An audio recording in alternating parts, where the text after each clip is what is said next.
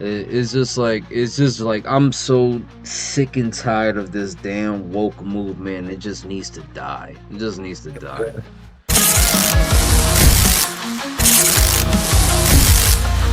It's Marvel's new project that they're hoping is gonna revive the MCU. I'm highly doubtful of that, with especially this article. Entertainment Weekly, they had the cast, Fantastic Four, the whole gang was there. They all were being interviewed, and Vanessa Kirby had her comments about her playing Sue Storm, how to portray Sue Storm in a day of, like, like a 60s kind of style Sue Storm in a modern day to get the modern day people, which, in short, you know, add some gender politics, which to me is aka woke, and just like basically sneak that in there, but like, it's not likely as sneaking because she's already blatantly just saying what's going to happen, like, what they already plan. And it's like Marvel doesn't learn their lesson.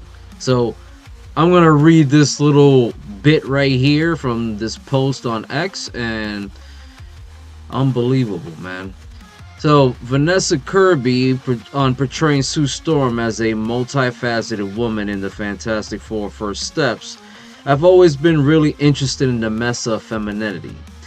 And how can you be both? How can you be all the things? Not just a tough, invisible, powerful woman, but also a mother who gives birth, which it itself is a superhero act. I love that these characters are real humans in a messy family who argue and try to work it out and get things wrong. If you played an exact 60s suit today, excuse me, everyone would think she was a bit of a doormat. So figuring out how to capture the essence of what she represented to each generation where the gender politics were different. Gender politics. And embody that today was one of the greatest joys of this. So, Bear, what you get out of this? I feel like she's wild and talking like that, cause I never felt like that about the Invisible Woman. And Jessica Alba did her thing as Sue Storm, and everybody that portrayed her, even animated or whatever, she was never a soft doormat of a character. I think she's talking out her ass.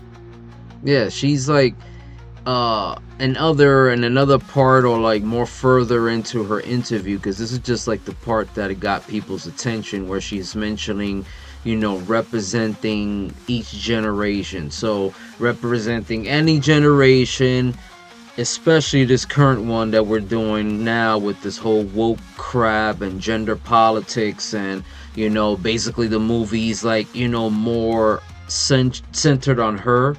That's what people's getting out of this. That's what I'm getting out of it, when she's mentioning the whole gender politics and all this other extra woke crap, that basically she's snitching on herself. She's basically saying what's gonna happen and what they planning for the Fantastic Four. It's like Marvel doesn't learn their lesson. They don't learn from what they've been doing over and over with stupid politics and stupid theories and stupid cultural ways of thinking, adding stuff and sneaking it in there, and sometimes it's actually forced. It feels like you can't watch something, enjoy it without the bullshit. And even, like, for example, just to freaking just mention the Daredevil, right? A lot of the episodes was like all over the place, messy. The first Mhm. episode was pretty good the way it opened it, but you could tell the differences of different writing.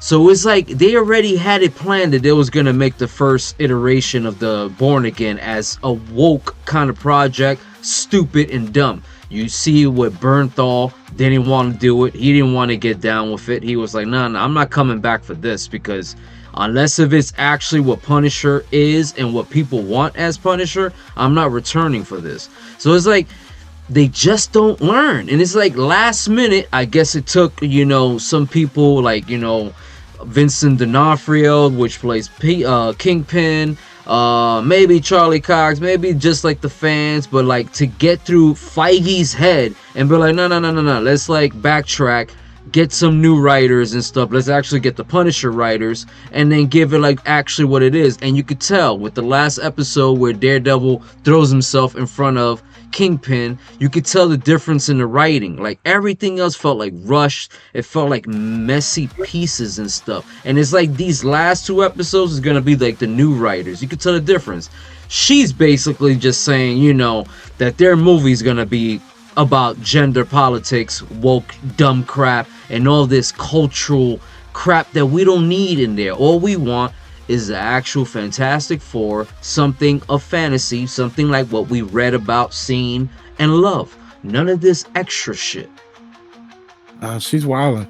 She's definitely wilding out. Nobody asked for that. Nobody's talking about that. It sounds like you putting your opinion into something that nobody asked for. Yeah. And it doesn't end there. It doesn't end there. Because we got Joseph Quinn. He's saying Joseph Quinn on his adaptation of Johnny Storm in the Fantastic Four First Steps. He's a man that leads with a lot of bravado, which can be a front sometimes. But also, he's funny. Myself and Kevin Feige were speaking about previous iterations of him and where we are culturally. He was branded as this womanizing devil-may-care guy. But is that sexy these days? I don't think so. This version of Johnny is less callous with other people's feelings. And hopefully there's a self-awareness about what's driving this attention-seeking behavior. So basically, I'm going to give you my point, maybe, and I'm going to ask you what you think of this, but when he says, that he was like callous, a lot of bravado and all this womanizing, that's what Johnny Storm was. Like basically a pretty boy. And he was like, he got the girls and stuff. That was what the character was written to be. That's what he was.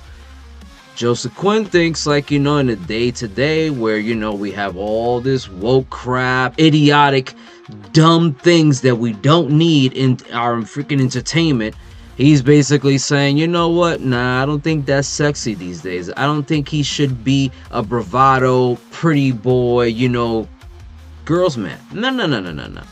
We're going to make him somebody that doesn't need to seek attention, because that's what I guess Johnny Storm was like, because he got the girls. He was seeking attention. He needed attention. He was desperate. So we're going to control him and make him a more sensitive Johnny Storm, where it's more in tune with this world and this idiotic woke movement. What do you think of this one? I think they're fools. I think they need to stop it already. Like, Johnny Storm was he's the Human Torch. He's a hot boy. Like, come on, bro. He was a ladies' man. Yep. Like, come on. And look at how feminine. It kind of looks feminine in that picture. Like, I mean, come on. Like, look at him. Nah, man. Human Torch. That's not somebody that's about getting girls. I mean, I'm sorry, but it's just, I don't know. They all had their own thing. You feel me? The thing was like a rock. She was like the invisible, and he wanted to stretch.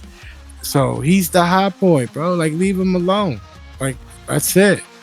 That's the problem. They're trying to take everything away from us. Like, leave it alone. That is nobody asked for that. Leave it alone. No one asked for none of this. This looks like what you think you want to do, and nobody care about what you want to do.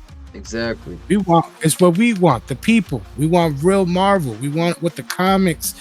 Y'all embedded in the comics since we was little. But that's the problem. That's the problem. Sorry to cut you off. That's the problem. Mm-hmm. Like, you already know how comics have gotten over the years, where Batman, Bruce Wayne had a lover in college, mm-hmm. and all that, and then you got Superman's son, and he's, like, they made him gay. Like, this is not about the gay community. This is about something force-fed when, their excuse is, but it was in the comics. I don't care.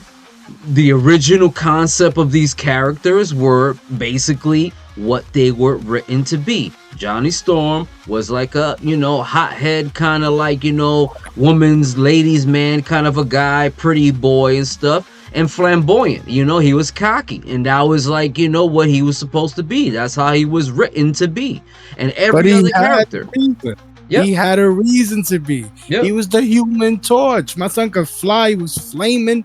Come on, bro. Like, y'all need to stop it. Yeah. Let's just stop this. It's not gonna work for y'all. It ain't none of these projects ever work for y'all when y'all try to woke them up.